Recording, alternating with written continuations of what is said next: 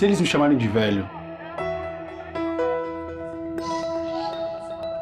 E se eles acharem que eu sou incapaz? E se me olharem diferente? Não dê ouvidos ao preconceito. Usar aparelhos auditivos é cuidar da sua saúde. É cuidar de você. Audibel, ouvir bem é viver bem. É com muita satisfação que a Unimed Vale dos Sinos faz a entrega deste presente especial a você. É o novo Hospital Unimed, referência em tecnologia, inovação e humanização. Uma estrutura toda conectada, com corpo clínico de alta qualidade, trazendo excelência ao atendimento hospitalar. Unimed Vale dos Sinos. Cuidar de você. Esse é o plano.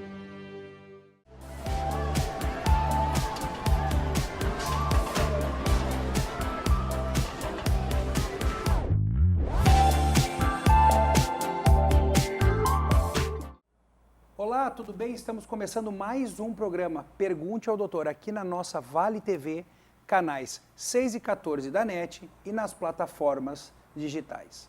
Hoje eu trago um convidado muito amigo do passado até, porque foi meu contemporâneo em épocas parecidas da faculdade. Foi um amigo que trocou pacientes comigo na época do SUS de Campo Bom. E o amigo de hoje é o colega Diego Fraga, médico, psiquiatra, que tem uma atenção, uma visão especial em terapia de sexualidade de casais. Tô certo ou tô errado? É isso aí, tá certo mesmo. Bem-vindo, Diego. Muito obrigado, é um prazer estar aqui no teu programa e foi muito legal esse convite. Gente, o programa de hoje, ele pode ser assim, iniciar com um alerta para vocês, como um alerta realmente. Porque como no meu primeiro programa que eu trouxe a amiga Cris Manfro aqui, a gente falou sobre a volatilidade das relações.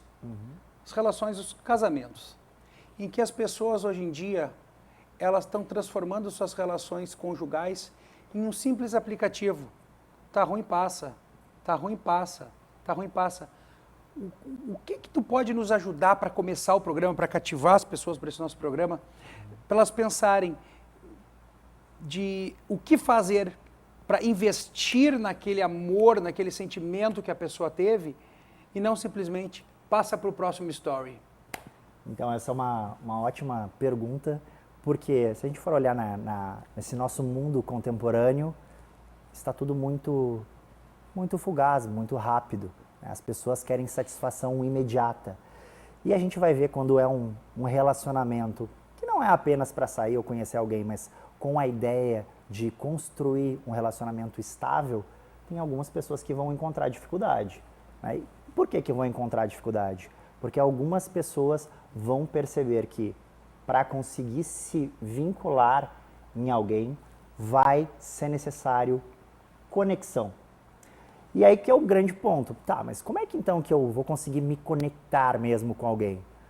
Tem pessoas que vão ter, por causa da sua história no passado, principalmente na sua infância e na sua adolescência, experiências emocionais de desconexão, de não se sentir seguro. E eu falo no ambiente.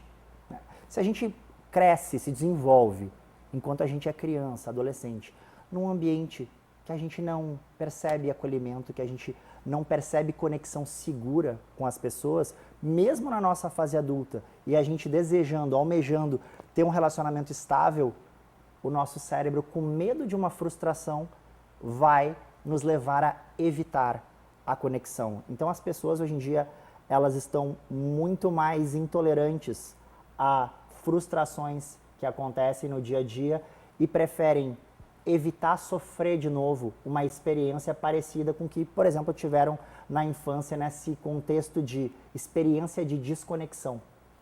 Mas falando nessa experiência de desconexão, eu vou te colocar um tópico então, que é uma pegadinha.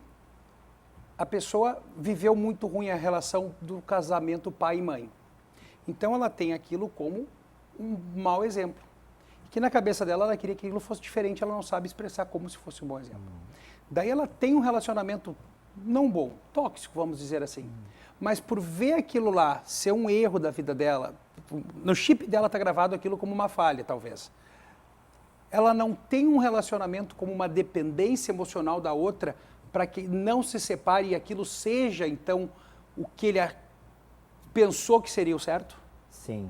O que acontece é que o nosso cérebro acaba se atraindo por aquilo que já é conhecido. Mesmo que conscientemente eu diga, eu não quero ter uma relação ruim, eu não quero ter uma relação tóxica, eu não quero ter uma relação que não me faz bem. Mas o meu cérebro é atraído por aquilo que já é mais conhecido, por aquilo que já foi vivenciado.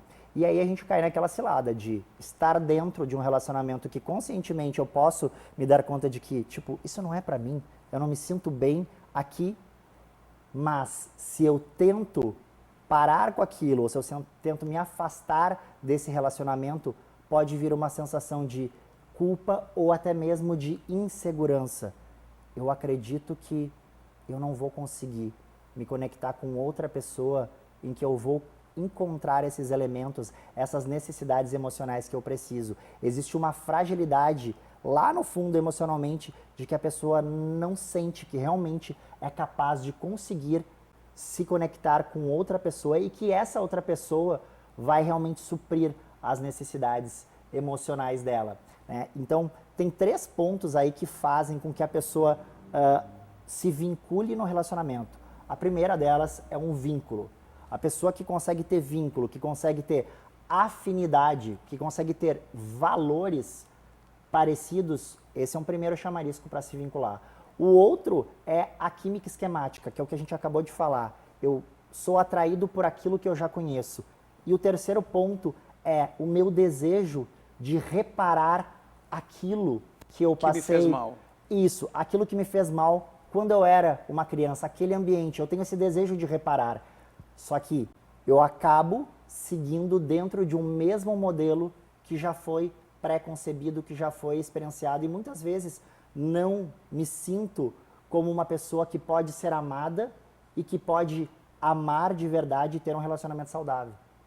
Mas isso vira, isso que eu falei, é dependência, então. Isso, existe uma dependência. Ciclo vicioso. Isso, um ciclo de dependência, é o que a gente chama de química esquemática. Eu acabo repetindo modelos e formas de agir com o outro e isso vai se estabelecendo. Eu não quero viver aquilo que eu experienciei no passado, mas eu acabo repetindo. É um molde. Nosso cérebro acaba virando como se fosse um molde de repetição continuada. O modus operandi. O modus operandi é um bom nome. Uhum.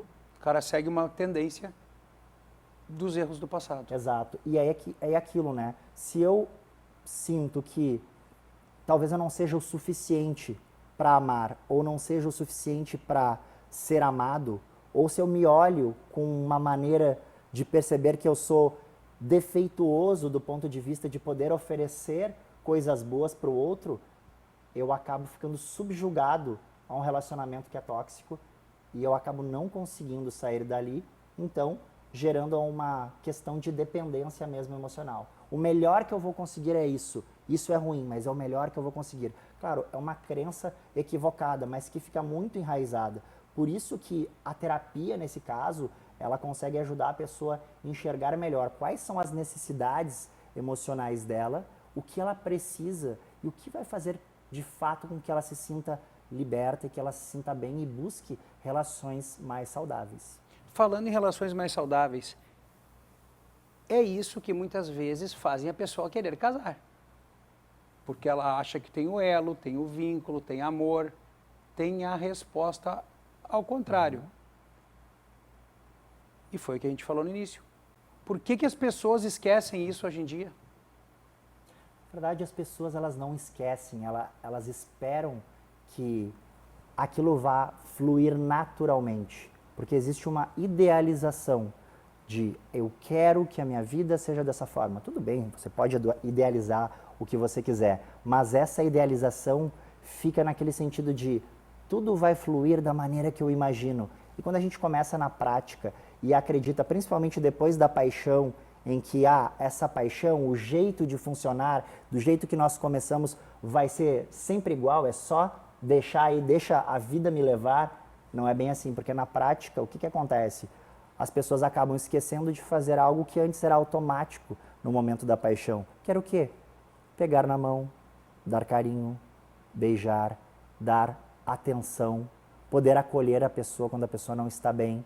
Num relacionamento de mais longo prazo, isso vai se perdendo, porque a pessoa acredita que espontaneamente vai vir, mas não. Depois da paixão, a gente precisa exercitar isso, a gente precisa exercitar esse compromisso de toque, de carinho, de dar atenção. E isso tem o quê? Isso, a pessoa precisa estar disposta, ter energia para dar esse passo. E muitas vezes as pessoas querem que simplesmente, espontaneamente isso aconteça. Então precisa sim uma motivação para que as coisas continuem fluindo, que haja conexão. Posso exemplificar para as pessoas entenderem de uma maneira simples?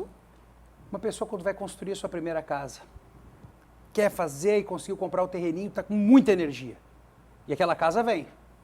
Conseguiram comprar os tijolinhos, fizeram o telhado, fizeram do jeito que queriam. Essa casa, independente se terão mais cômodos, que seriam a família crescendo, ela precisa de reparação. As paredes vão ruir se não receberem nova tinta. As coisas vão se estragar, vão deteriorar se não forem limpas. Então, nossos sentimentos, olha a minha interpretação para as pessoas entenderem, elas precisam de reforma constante. Elas precisam ser, os nossos sentimentos precisam ser limpos, reparados e renovados. Aí tu mantém tuas paredes em pé do relação. Sim, mas para haver isso, né, manter as paredes em pé, é preciso algo, é preciso uma ação, uma motivação. Se eu vejo que a casa, ela não está do jeito que eu gostaria, porque com a passagem do tempo, né, houve, né, algumas situações em que precisam de reparo, se eu simplesmente assisto a isso, espero que a casa fique do jeito que eu quero, sem eu criar uma ação, obviamente isso não vai acontecer. E isso é o que acaba acontecendo nos relacionamentos amorosos, nos relacionamentos conjugais de longo prazo. A pessoa fica na expectativa de que o outro faça, e esse outro fica na expectativa de que o primeiro faça, mas ninguém dá o primeiro passo, ninguém consegue criar aquela motivação de transformar as coisas, de sentar e conversar como uma parceria. Um exemplo que eu dou bastante assim no consultório, atendendo casais ou pessoas que vêm conversar sobre essa parte de relacionamento ou sexualidade, que a gente precisa pensar que um casal, um relacionamento conjugal tem a ver com como se fossem uma parceria, como se fossem parceiros de por exemplo, de um time de futebol. As duas pessoas vestem a mesma camisa. A gente não pode olhar o outro como adversário. Tem que fazer gol na mesma goleira. Exatamente. Correr para frente. Exato. Os dois têm a mesma cor de camisa. Né? Então não pode olhar o outro como um rival, porque senão vai sempre entrar em conflito. Então a gente precisa sempre chegar, um time que quer ganhar faz o quê? A gente chama o colega e diz, olha só, vamos fazer desse jeito, vamos caminhar junto até a nossa meta. É isso que precisa ser feito. E muitas vezes a pessoa só encara que tem que ser espontâneo, sem ter essa conversa. Sem conversa, sem diálogo, as pessoas não vão chegar no objetivo. Uma ideia assim que teve um filme que a gente olhou de criança, a Família Madrigal, eu acho, onde cada pessoa tinha seu poder. E tecnicamente, a que não tinha poder sofria com isso. Mas o poder que a casa começou a ruir.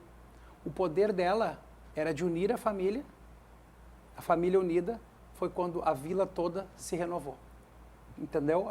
Alguém precisa ter ação. Sim. E é muito boa essa ideia do andar junto, né? O motor tem que rodar as duas rodas para frente, não para cada lado, né? Exato, exatamente. É mais ou menos assim que se a gente for pensar do ponto de vista psicológico, as pessoas, quando buscam um relacionamento conjugal, elas querem andar conjuntamente, mas o que elas de mão dada. De mão dada, mas o que elas têm feito para ter essa proximidade? O quanto que elas estão conversando e negociando sobre as necessidades que cada um tem. E eu não falo só da prática do dia a dia, eu falo sobre as necessidades emocionais. Eu vejo que as pessoas têm dificuldade em parar e falar para o outro. Eu me sinto assim. Quando isso acontece, eu me sinto de tal forma. Geralmente as pessoas não falam sobre o que elas sentem. E eu me sinto à vontade de cortar o assunto e chamar nosso patrocinador master. Já voltamos. Até logo.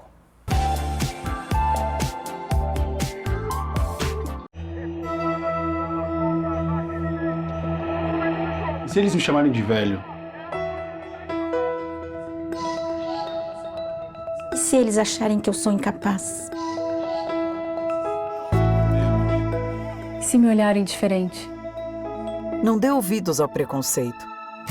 Usar aparelhos auditivos é cuidar da sua saúde. É cuidar de você. Audibel, ouvir bem é viver bem. É com muita satisfação que a Unimed Vale dos Sinos faz a entrega deste presente especial a você.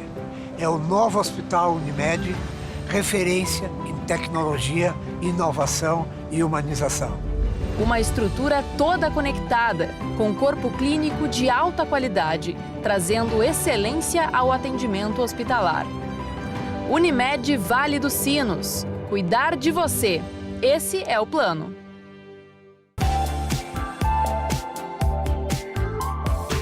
Então, voltando, Diego, vamos continuar naquele assunto que a gente parou agora? Sim. Eu havia dito que as pessoas acabam não falando, não expressando para o outro o que elas estão sentindo, as necessidades emocionais. Porque elas acabam fazendo como? Elas acreditam que expressaram as necessidades emocionais dela para o outro, mas muitas vezes elas estão o quê? Elas estão sendo uma voz crítica. Elas acabam dizendo, você não fez isso direito, você não cuida de mim, você não faz o que eu te peço. Olha só como é diferente. Você falar o que você precisa e o que você necessita, né, do que fazer isso. De gerar uma crítica, de apontar para o outro e simplesmente criticar. Quando você faz isso, quando você ataca o outro, o que vai voltar do outro?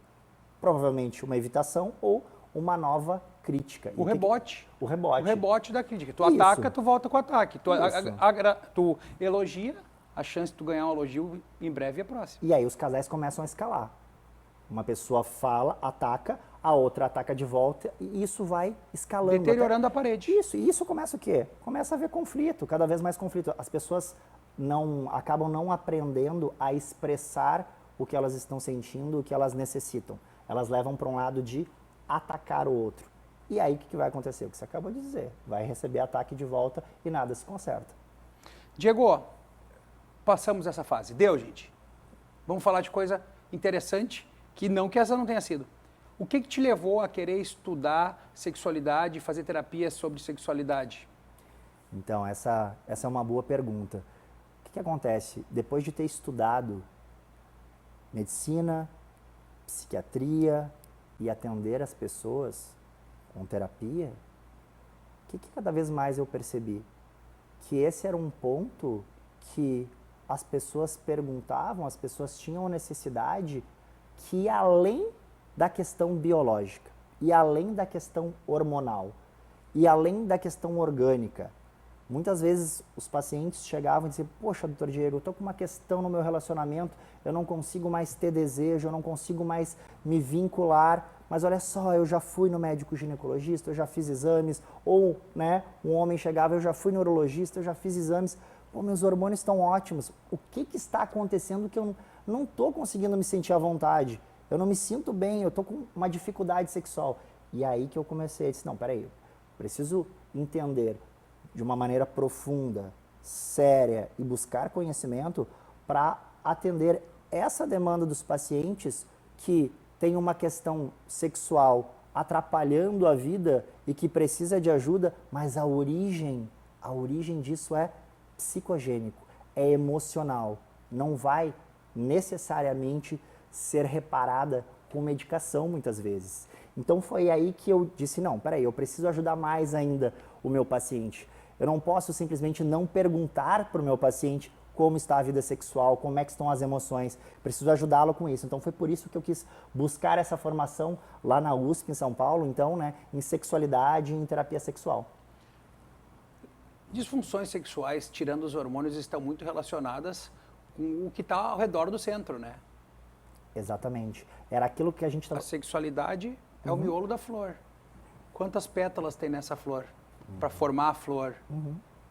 É bom dar exemplo, né? As pessoas entenderem. Sim. E gostei da tua colocação, porque a disfunção sexual de um casal, digo disfunção mesmo, porque não é a falta de vontade, está relacionado com muitos fatores socioeconômicos e emocionais, né? Socioeconômicos e emocionais.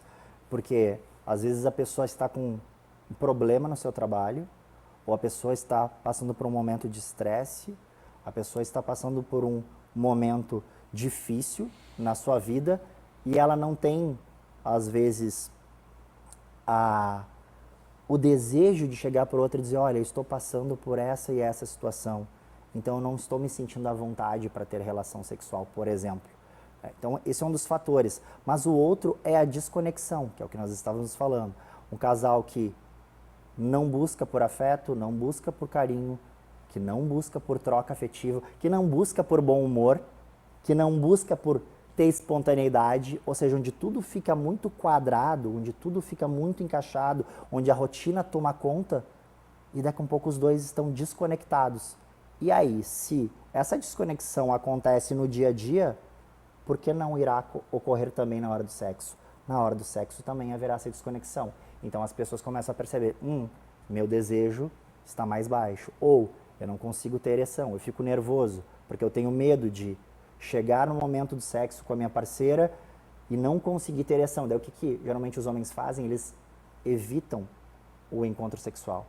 E as mulheres dizem, poxa, por que será que ele está evitando? Por que será que ele não quer me encontrar? Será que ele não me acha mais bonita, atraente? Então, tem todos esses olhares. Por isso que eu digo que conversar no dia a dia com o parceiro, com a parceira, sobre os sentimentos e sobre a sexualidade é muito importante.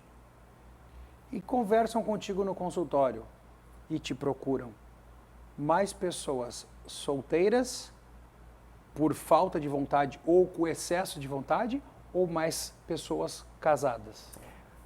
Olha, eu te diria que é meio a meio, porque o que acontece? As pessoas solteiras acabam procurando, principalmente porque elas querem um desempenho sexual melhor e elas não entendem por que elas não conseguem ter um desempenho. Mas é que sexualidade, melhor dizendo, não é desempenho sexual. Não é para ser um atleta sexual. A gente precisa se conectar, a gente precisa ter atração, a gente precisa relaxar. Então, muitas pessoas buscam com uma disfunção sexual, pessoas solteiras, porque justamente elas querem desempenho e sexualidade não está focado apenas no foco de desempenho. Está focado no relacionamento, na conexão, em poder estar relaxado, à vontade com aquele momento e poder curtir aquele momento. E pessoas mais casadas, elas acabam buscando muito mais por conflitos do dia a dia do que propriamente pela questão específica de sexualidade. Mas no momento que a gente começa a conversar sobre os conflitos, aí o tópico sexualidade vem à tona. Poxa, pois é, aproveitando que a gente já não está muito legal, que a gente está brigando, eu também queria trazer uma coisa. E aí vem, a nossa vida conjugal não está boa. E não está boa por quê? Porque não tem conexão. Porque não tem momento de olhar no olho, de conversar, de estar próximo. As pessoas deixam de fazer aquilo que elas faziam enquanto elas estavam apaixonadas. Elas esperam que isso aconteça espontaneamente. E a gente precisa colocar em ação e não ficar esperando que venha de forma espontânea. A rotina, os filhos, isso a gente entende que é uma parte do amor que, no outro lado, é o dificultador. Sim. É a rotina. A rotina, as responsabilidades do dia a dia, né? Então, por isso que isso que eu falo muito para os meus pacientes, se a gente olha a sexualidade apenas numa ótica de desempenho sexual, a gente está olhando de uma forma errada para a sexualidade. A gente precisa aprender a se vincular com o outro, a gente precisa aprender a escutar o outro. E quando a gente não está bem, quando a gente não está se sentindo à vontade, a gente precisa falar para o outro que não está se sentindo à vontade e o porquê não está se sentindo à vontade. Mas as pessoas acabam, muitas vezes, ficando com vergonha e preferindo não falar sobre esse assunto. Só que daí a angústia do porquê fica pairando no ar e isso leva a mais conflitos. Como é que funciona na consulta contigo especificamente? O cara te procura exatamente por desempenho. E tu vai dar uma volta, vai ter que dar uma volta para dizer, meu amigo, eu não sou um treinador do amor. Tu estás no lugar errado. Exatamente. Não, tu não faz isso. Como é que tu aborda isso aí? É isso. Porque o que acontece, né? Muitas vezes um homem vai procurar dizendo, olha, eu vim encaminhado do médico urologista que me examinou e viu os meus hormônios e disse que está tudo bem comigo, né, do ponto de vista biológico. Daí me encaminhou para ti. Por quê? Porque eu não consigo entrar no momento sexual, não consigo ter ou manter a ereção. Mas aí tem aquela carga psicogênica de não conseguir se focar no que é erótico por medo da falha. Então, o mecanismo que tira a mentalidade do erótico faz com que a pessoa pense em várias outras coisas e naquele momento, principalmente na possibilidade de perder a ereção, acaba fazendo que a pessoa fique nervosa, ansiosa e não consiga relaxar. Então, o que a gente precisa ajudar Mas essas relaxar pessoas demais também não sobe. Pois é, mas precisa aprender a relaxar antes, entender que não é Não só uma para homem, né? disputa. Para mulher também. É, para mulher também. Relaxar, porque senão... Exato, pela tensão. Então, o que acontece? Às vezes eu já escutei muito isso, de assim, poxa, as mulheres, por exemplo, a pessoa fica lá pensando na vida, né, nos boletos, nas coisas que tem que fazer no outro dia e não consegue relaxar para o momento. Então, sexualidade tem a ver com o quê? Com aprender a relaxar, aprender a se sentir à vontade naquele momento e não levar a mente para um outro foco, não levar nem para o desempenho e não deixar que o foco erótico suma da mente. Complexo. Bem complexo. Ele olha sério, ó. O psiquiatra olha no fundo da alma das pessoas. Diego, então, meio a meio, casado e solteiros. Isso aí. Ó, eu fiz uma colinha aqui pra gente não se perder, porque eu acho interessante. Você também atende terapia de casal e situações envolvendo sexualidade dos casais. De modo geral, qual é a queixa principal desse público? Então, tu já falou. Uhum. Um dos teus diferenciais, atribuições técnicas como médico psiquiatra e também terapeuta sexual, que nem todos os psiquiatras fazem. Como é que funciona? Tu vai na terapia e o cara começa, doutor, minha relação com meu marido ou com minha esposa, tá assim, assado, tal. E o cara não se sente à vontade de psiquiatra, olha, cara, eu não trato isso, procura um colega meu. Então, exatamente isso, né?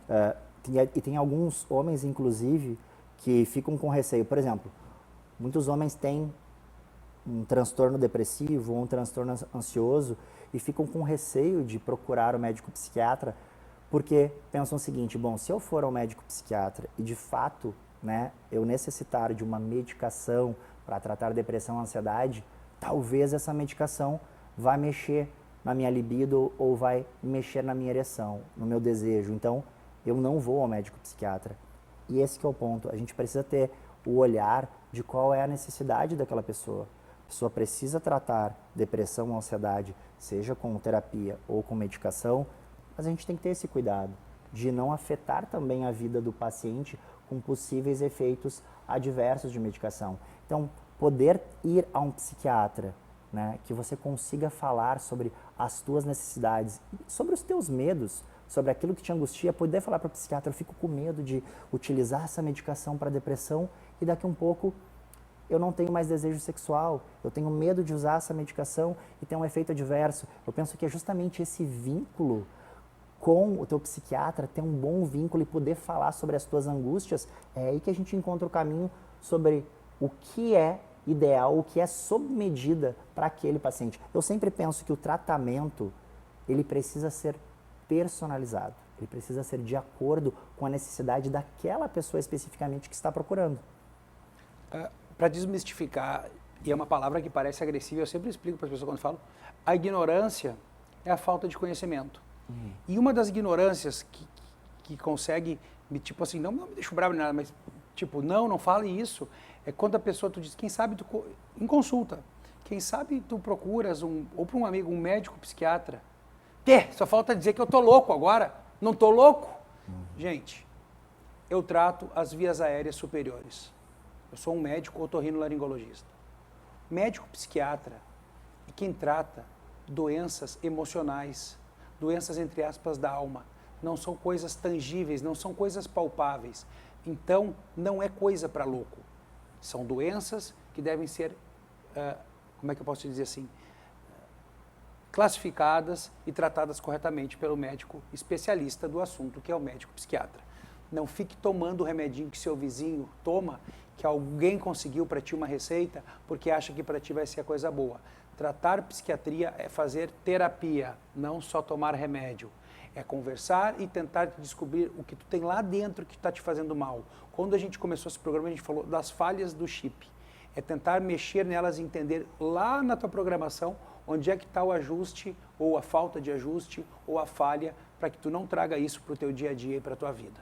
Ainda existe esse estigma, né, de que psiquiatra é um médico que é para louco. As pessoas muitas vezes dizem isso, mas não tem nada a ver com isso. Psiquiatria é cuidado com um órgão que é tão precioso, que é o nosso cérebro.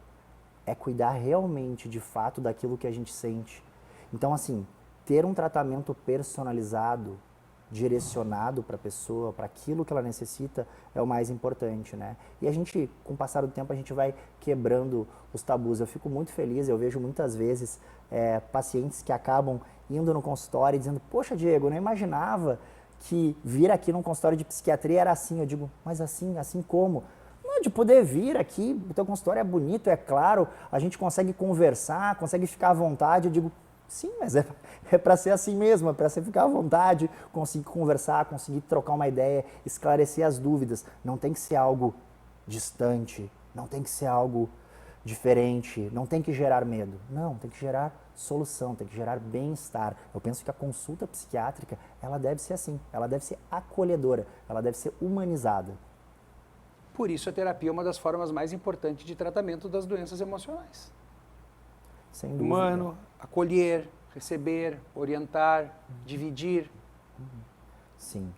Eu penso que o atendimento médico em si, independente da área, não falo só dos psiquiatras, ele já é terapêutico. Atendimento das áreas da saúde. Isso. Eu vou te ajudar. Boa. Penso que sim, eu concordo contigo. O dentista, o nutricionista, Exato, o fisioterapeuta, Exato. Isso já... biomédico. Porque receber alguém e escutar com atenção, genuinamente, porque as pessoas Psicólogo. sabem. Isso, as pessoas sabem, as pessoas olham no olho da pessoa que está ali, do profissional de saúde, e elas vão observar se aquilo é genuíno. Elas vão observar se elas estão sendo bem recebidas, bem acolhidas, se de fato esse profissional está ali querendo resolver a situação, querendo mesmo ajudar de verdade. Então eu penso que, sim, que quando alguém busca um profissional de saúde, só essa escuta atenta, ela já é terapêutica. Nosso programa foi terapêutico já também, tu sabia, Diego? Eu quero agradecer a paciência de quem esteve conosco até agora. Eu quero que o Diego fale seu arroba aí para quem quiser te procurar, mandar perguntas. Tá à vontade, a câmera para ti, Diego. Certo, obrigado. Então, se você quiser me seguir lá no Instagram, o meu Instagram é o @dr.diegofraga. Você é muito bem-vindo lá. Se quiser me enviar um direct, fazer uma pergunta, sinta-se sempre muito à vontade. Muito obrigado mais uma vez, Diego. Obrigado pela paciência de vocês. Mande suas dúvidas e perguntas para cada dia melhorarmos mais esse programa. E lembrando, saúde não é brincadeira. Até o próximo. Tchau, tchau. Até mais.